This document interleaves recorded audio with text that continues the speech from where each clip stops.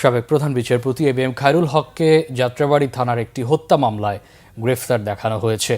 এর আগে সকাল 8:30টার দিকে রাজধানীর ধানমন্ডির একটি বাসা থেকে তাকে আটক করা হয়।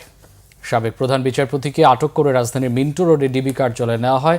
তার বিরুদ্ধে রাজধানীর যাত্রাবাড়ী ও নারায়ণগঞ্জে মোট 3টি মামলা রয়েছে। তত্ত্বাবধায়ক সরকার ব্যবস্থা বাতিল মামলার মূল রায়দানকারী হিসেবে রাজনৈতিকভাবে সমালোচিত খায়রুল হক। দেশের 19তম প্রধান বিচারপতি হিসেবে 2010 সালের 27 সেপ্টেম্বর নিয়োগ পান খায়রুল হক। একই বছরের 30 সেপ্টেম্বর থেকে তার নিয়োগ কার্যকর হয়। পরের বছরের 17 মে তিনি অবসরে যান। ত্রয়োদশ সংশোধনী মামলায় তত্ত্বাবধায়ক সরকার ব্যবস্থা বাতিল করেন। এছাড়াও রাজনৈতিক একটি বিষয়কে আদালতের আওতাধীন করে শহীদ রাষ্ট্রপতি জিয়াউর রহমান স্বাধীনতার ঘোষক নন বলে রায় দিয়েছিলেন তিনি।